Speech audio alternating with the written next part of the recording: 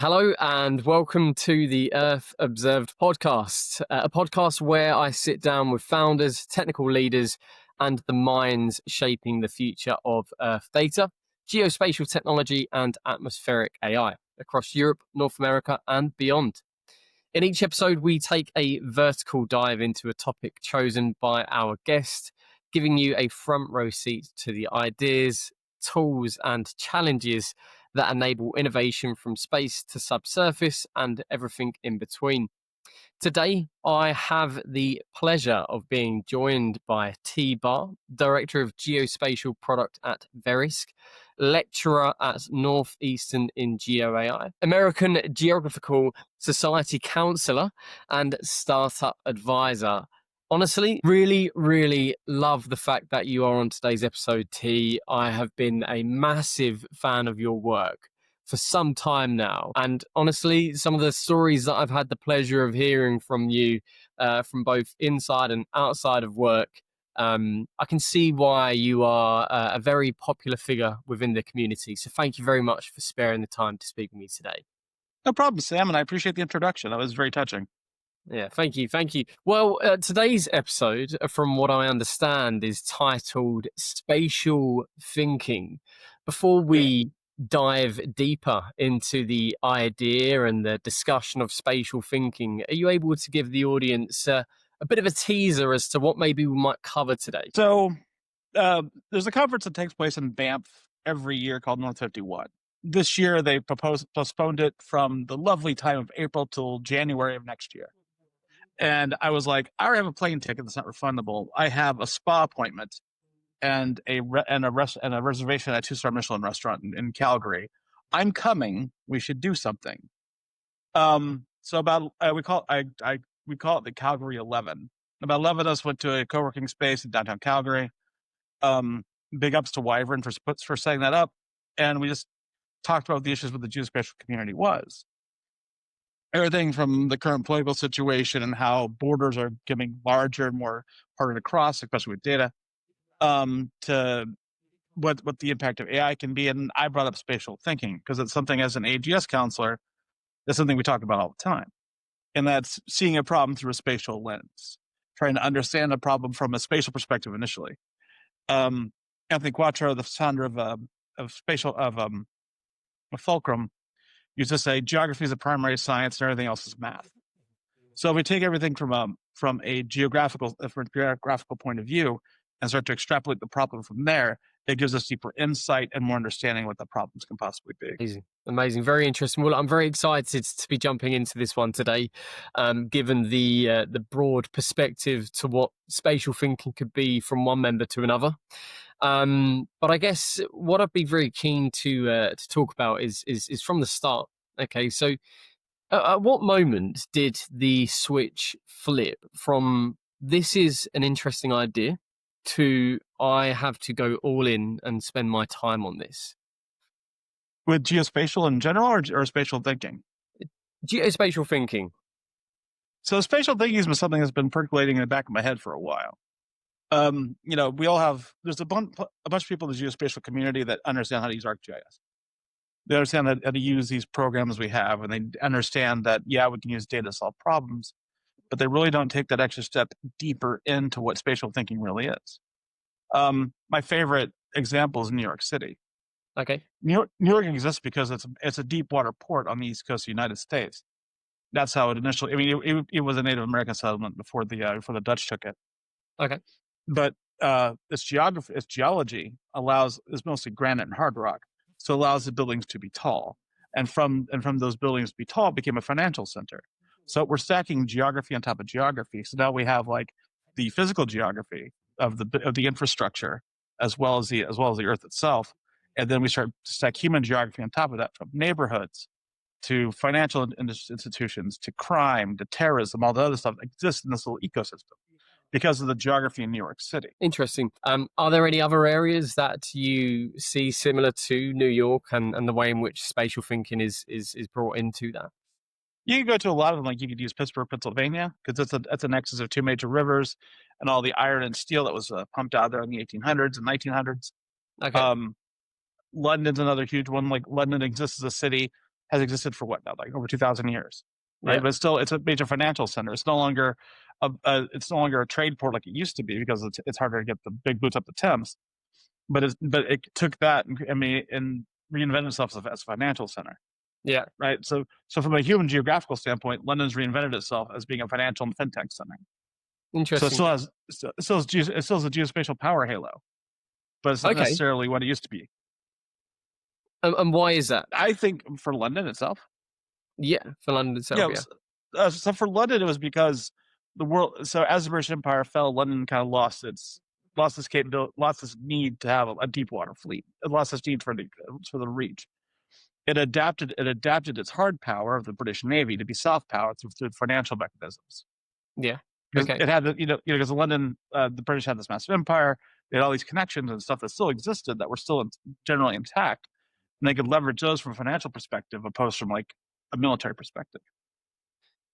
And I guess as well, you mentioned there London being what 2,000 odd years old. I'd be very interested to hear your take on how where we are today and the difference as to what it's going to be like in the next 2,000 years. I'm not necessarily trying to understand what it's going to look like, what we see, what we smell, what we can physically touch, but from a spatial thinking perspective, what does that next 10, 20, 30, 40 years look like? You know, the kind of developments that both you and I are going to experience across all of these major complexes, these major cities. Mm-hmm. Just beyond, the idea when the core premises of spatial thinking is starting to teach it in schools. Okay. Because we don't call it's not called geotaxi, it's called Uber. That's the big one that Matt Forrest talked about a couple weeks ago. Okay. We're now in an age where the access to spatial information is ubiquitous. Yeah. Okay. Any 10-year-old. My kid the other day, we were looking for sandwiches, and she brought up a Potbelly that happened to be in the airport in New York, and we were in Tennessee. So it's like that's not close here because she hadn't updated her location yet. Sure. But it's just that anyone has a capability to figure out spatially where they are and what's around them. Yeah. Now we extrapolate that into primary school and start talking about the spatial reasoning behind major battles, or the reason why people settle places, or the reason why people move, Mm-hmm. or even basic things like evolution. Like why did some animals leave the trees of Africa and move out into the grasslands? There's an economic reason for that, but it becomes a geographical reason for that. It's like there was no longer enough supplies to sustain anyone, so they had to adapt and move away. I'm reading a book at the moment called Prisoners of Geography, and it's by Tim Marshall. Have you read it yourself? I have not. It's a recommendation of mine. It goes chapter by chapter for different continents. At this moment in time, I'm actually on the chapter dedicated to Russia. And don't get me wrong, it looks at the kind of geopolitical arena. I'm not going to get into that, but it does talk about its land and in correlation to its population. It also talks about the warm water ports and how the warm water ports play an incredibly important role in potential conflict. And it for someone who hasn't done a degree or studied geography, maybe like you have in the past, it was a real eye opener, and it just made sense. So let's take the Russia example and extrapolate that a bit more. So Russia really had two really warm water ports up until about 6 years ago, when global warming really opened a mask up 6 months out of the year. Yeah, they had correct. Odessa, and they had Odessa, the Black Sea, which still has a bottleneck at the Straits of Macau, and then it had Vladivostok. Yeah. So those are the only real major ports they had. That's why that's geographically why they have such an internally strong rail system. What's interesting and the reason I know so much about Russia is my graduate advisor for my first master's degree in political economy was a Russian expert. He was a Sovietologist back when that was actually a thing. But he always talked about German soldiers' diaries, how they just never felt like Russia ended. Right? Because they went through Poland, they went through Czechoslovakia, they went through all those other smaller countries that were size of smaller U.S. states, and suddenly they're like 400 miles, 600 miles away from Moscow, and it's like that's such a vast country. There's no way we can occupy this whole thing. Yeah, and, absolutely. and just the vastness of Russia is such a heavy weight for the Russian people. Yeah, and then when you go east of Russia, when you're heading, towards Hmm. China, etc., just the vast plains that one would have to overcome to be able to get to the heart of Russia to Hmm. actually, inflict and if anything of any sort. Um, that there was also incredibly interesting for me to understand. So Yeah, from a strategic, I used to be a huge fan of playing games like Risk. Um, you know, I think that's prerequisite to be in geography, yeah, right? well, yeah, I guess so. I guess so. And do you know what? Speaking on games like that, one more recently, and we've just seen the developers behind this particular game, and I'll mention it in just a moment. We've actually seen them pivot out to building large spatial models. Is Niantic Hmm. in Pokemon Go? It was our COVID pastime. Um, I see a lot of people to this day in my local park wandering around with their phones, and I know exactly what they're doing. Um, they're looking for that next Pokemon with Pokemon Go, and ultimately, it's geospatial data, it's spatial intelligence, it's spatial data wrapped with everyone's favorite little yellow friend in Pikachu. um and I think that's really, really interesting. Did you ever play Pokemon Go out of interest? So I did a 9-month tour in Florida where I didn't know anybody, so I played it there. But I had like one gym that was like 6 miles away from where I was. I Right. was in the middle. I was in the middle of nowhere, Florida, so it was a completely different Yeah, ballgame. But I didn't like my kid got into it, but I never really did. but what's your opinion on how Pokemon Go has been built, and kind of the data that they've had to utilize to build the different layers to make the app what it is today from your perspective? So I played the predecessor to Pokemon Go, and the name escapes me. But there's two different factions trying to take over the world, Right. and Okay. there's different nodes in different areas. I played that a lot because I'd walk through like 6 nodes when I lived in DC. Right. Okay. Um, and then I used those where those nodes were as the basis where Pokemon Go was. I can't remember the name of that game. But it's one was one was pro alien invasion, another faction was like anti alien invasion, but the same Right. sort of Okay. thing. It's a geospatial game you play on your phone. You walk by Yeah. a thing, you throw like 4 or 5 attacks at this thing, so other people on your side can come and take the node. Yeah. But that led to Pokemon Go, and what was interesting with Pokemon Go is there was times that they put like a gym somewhere and to see how it would change like the economic situation in that area, Sure. right? So it's like something, yeah, let's put a gym here, and there happens to be a Starbucks. What that happens at Starbucks? Or let's put a gym here, and then oh look, there's this other business. I wonder what happens to that business. Yeah. Because if you can bring people to the place, then that works out really well. I also have friends who play Pokemon Go, but they got those cheater things that Okay. would Yeah. swing Yeah. Yeah. back and forth, and they could just generate Pokemon on the fly. So Yeah. I wonder how many people did that with the validity of the data that got. So. I'd be interested to read like a paper or some results based on the correlation between where gyms were gym placement within Pokemon Go, and I guess footfall within particular retail assets, Mhm. and whether there was like an uplift or the conversion rates in people going into these stores or coffee Mhm. houses. It's a really interesting point you make there, and I suppose as well whether in the future we will see a link between like a bidding system from potential businesses in the highest bid has a real time gym placement, for example, pretty much outside their coffee house or store, in order to create uplift in footfall traffic, and how you can create like a kind of programmatic, not advertising placement but something of that ilk. I feel like that is definitely possible. I feel like there could definitely be some appetite for that in the future. Mhm. It's kind of loosely based on what I call the Whole Foods model.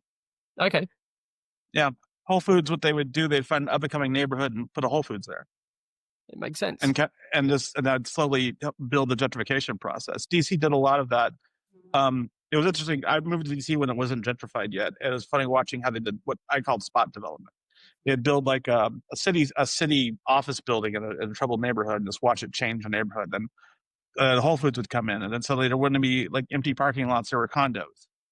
So Hmm. over the course of like 20 years, you saw how the spot developments just changed the whole thing, and that's on a much more massive scale, like a Pokemon gym, but the same concept. When it comes to your work over at Verisk, it could be actually your work in general, not necessarily tied to Verisk. Mhm. What early technical choice in your career still shapes the way you solve problems today? And that can be for better or worse, because I'm a huge advocate for being vulnerable on these types of podcasts. It's a safe space. Please, I'm intrigued. Mine was to go open source, use open Okay, source geospatial, and I started doing that in '06. Um, Esri was a bully to one of my clients, kind of pushed us out, right. and I was like, that doesn't make any sense to me. Our solution's faster and better. We're using some Postgres Oracle spatial thing. Um, what I started doing is burning the midnight oil at work. Day to day work was always ESRI stuff. But then I started bringing the midnight oil and like learning like how to do Postgres and how to do GDAL, and actually learned the ins and outs of that. Then Yeah. started implementing that as where I could to improve my internal processes. And then as my management saw that, hey, can we do that with this? Yeah. And then suddenly, like inside a number of places within the U.S. government, there's open source stuff started to appear. We used open layers for a quick emergency response application, opposed to using what those people were using a lot of the FlexUR at the time for whatever reason. God, I'm dating myself by saying FlexUR. That was like 20 years ago. Yeah, it was just, and then since then, I haven't professionally, I haven't touched an Esri product since probably 2009. But with the caveat being, when I teach, I get a lot of pushback from my students if I don't have an Esri track. When I teach, I have an open source track, an Esri track, and a code track. It's like, which do you want to do? Yeah, Hmm. you have to solve this problem, but it's a choose your own adventure sort of thing. You want to use Q, you want to use straight up code, or do you want to use an Esri solution? Would you say that that's an indication as to the track that we are taking moving forward as an industry? The fact that we are starting to I guess, migrate to more open source environments. I say that because I'm working on a particular position for a business over in Italy, Mhm. whom they wanted a full stack engineer, and they said that ideally we want this person to have advocated or championed open source development, um, working with the likes of cloud optimized geotiffs or stack, or working with like Xray and Zar. Got the guys over at Earthmover, Ryan Mhm. Abernathy, working on some really really interesting work there. Yeah, You got the guys over at Development Seed working on some really interesting stuff there. So it's really interesting for you to champion open source as well. yeah. I mean, I've been an open source advocate for forever. Yeah. I made my name on the internet by yelling at Esri on Twitter about this one time when my daughter was in kindergarten. They asked her what her parent did for work, and she goes, he yells at a software company on Twitter for money. I And love that. and my friends are like, oh, they're not wrong, right? Like, no, they're not. No, I Um, love that. but like even like our stuff, like we have a huge research group at Verisk, right? And the researchers kind of have their own. They can do what they want to do with whatever they understand to get to the end product. So it's a choose your adventure. We have some people who use R, some people use Python, some people use Arc, some people use Q, some people just use raw geospatial data files, right? They use whatever they're comfortable with to get the result. The only and then there's just an understanding that these all have to when they go at the end, but they work seamlessly when it gets to that point, and that's all based on standards. Yeah, for sure, for sure. And how is your relationship with Esri? Dare I ask? But the people, it's good. I don't know how it is with corporate these days. I've I had a really bad relationship with them for a while. I think it's mostly calmed down. I'm not sure where it stands, and frankly, they don't play in my rubric when I make a decision anymore. Of course, it makes sense. It makes sense. And tell me then, in terms of breakthroughs, we're talking about forward guidance here quite a bit. I'm keen to understand what breakthrough in this field finally matches what you've believed for years, and I guess what remains legacy. You can't Oh, say history at this point. yeah, there is so much that's still legacy. We're having every conference I go to, we're having the same conversations we had 20 years ago in a lot of ways. Okay. Um, we're still looking for let's take Earth observation, right? We're still looking for a client that's not the U.S. government. Like we're still sorting out where does remote sensing fit when you're not like USGS or the American DoD or like NATO, right? Where's the value add for everybody? We're starting to get a better understanding of it, but we're not close to that. And that breakthrough is technological, completely technological. It's mostly understanding the use cases and getting the cost of Earth observation data down to the point where it was palatable for a nonprofit or for a for-profit organization and for a nonprofit organization for that matter. The only promise I've seen that's really starting to come to fruition is cloud-based. Okay. Is geospatial data is so encumbering to keep on a localized server. It's so expensive.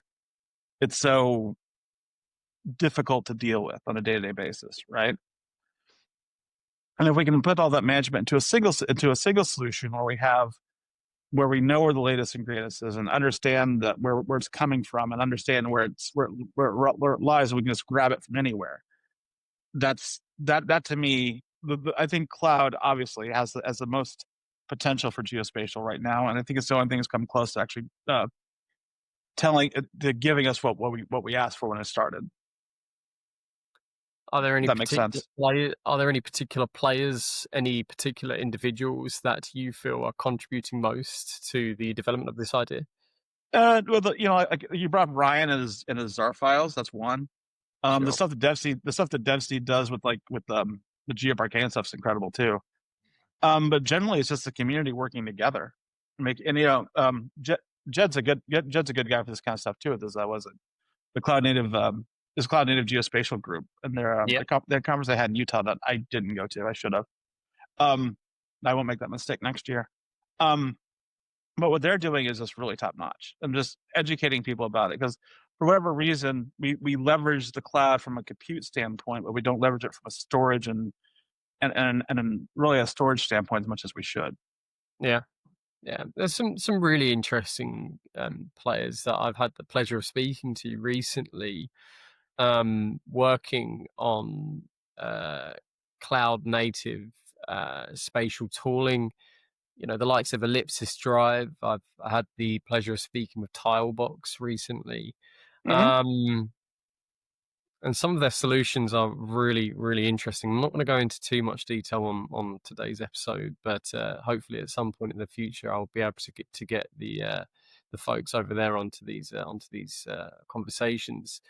And I guess as well, then T, I see that you are a North Star to many within this community.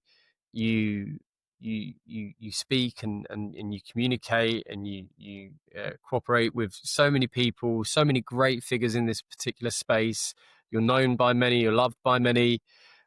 Are there any particular events that you're going to be attending over the coming months before we see out the year? I can't believe I'm saying that, by the way. Yeah, but yeah, Yeah, I mean it's 2025. We should be having conferences on the moon by now, shouldn't we? yeah. Well, yes. That's what I was promised. Um, so I'll be in New York for Climate Week for like 4 days. Okay. I'm doing I'm going to do a plug for that. I'm doing a private salon at a place called Taco Vision in Midtown. Okay. Limited like 25 people. I'm inviting some people, kind of opening up to other folks, where we're going to talk about GeoAI, climate risk, and eat tacos and drink. Sounds amazing. It's going to be that Wednesday from like 7 to 10. If anybody wants more information out, they can reach out to me.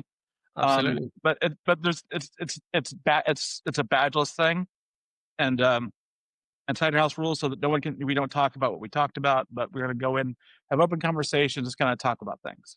right? Sure. The idea is to create an environment of just speaking to each other. And I'm going, and then Priscilla from Circle Risk Consulting has a bunch of stuff happening at St. John's that week. I'll probably be most of those events too, but Okay. I'll be floating around New York for that entire week. And then the next one, I'm the chairperson for the American Geographical Society's flagship conference we have every year called Geography 2050. Yeah.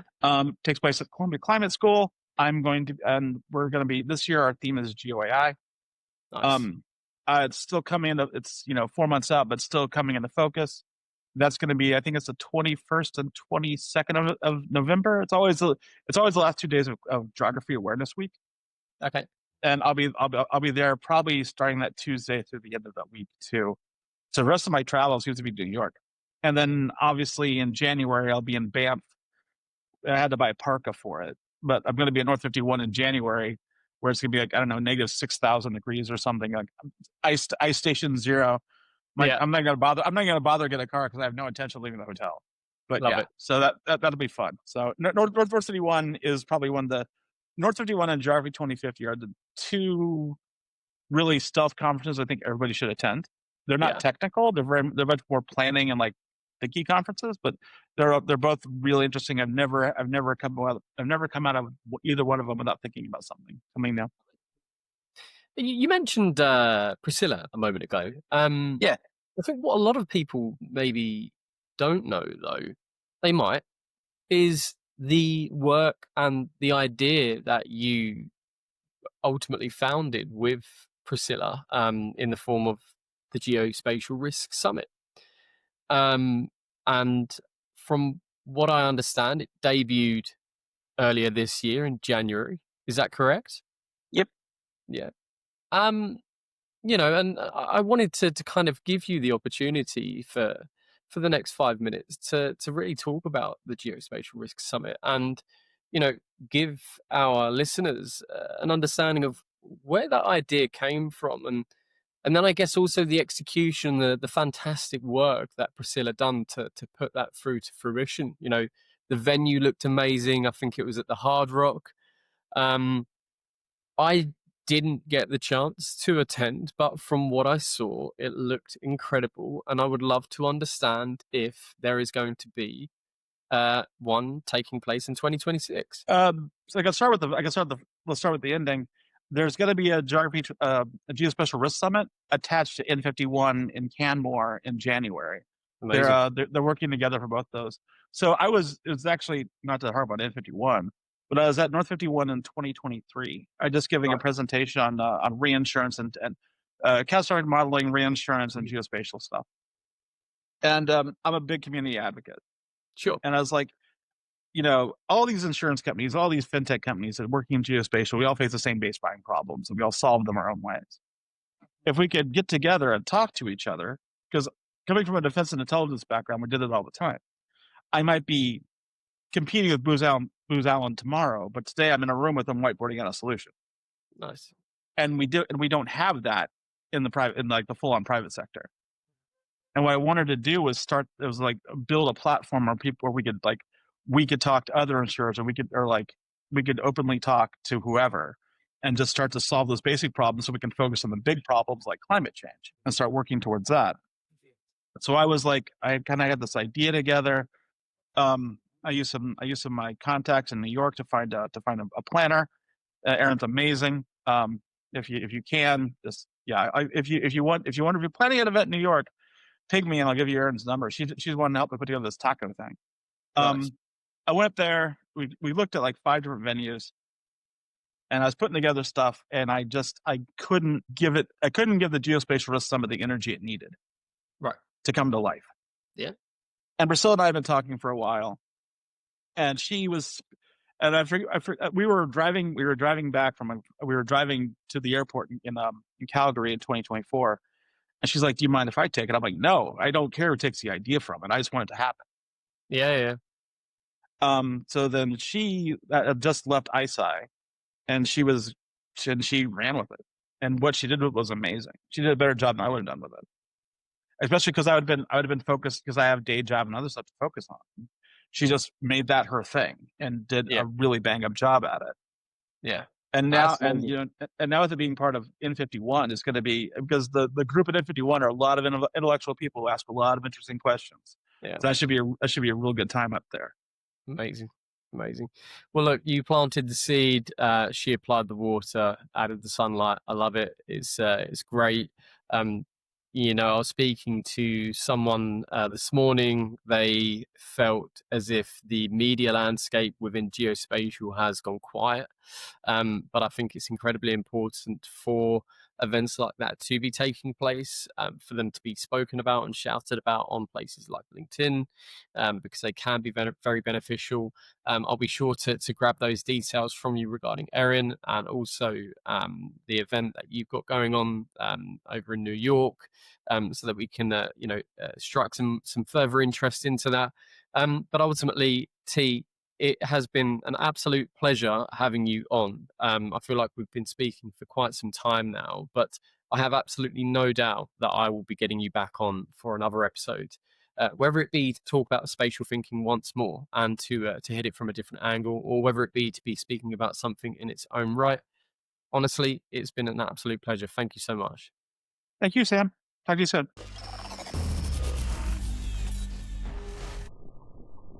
Hello, and thank you for watching today's episode of Earth Observed, powered by Verisk AI. If you're interested in joining me for an episode of your own to discuss a topic of your choice, do get in contact with me. And of course, if you are looking to scale your team within geospatial, Earth data, or atmospheric AI, please do get in contact. I'd love to understand how I can support you. Until next time, have a great day.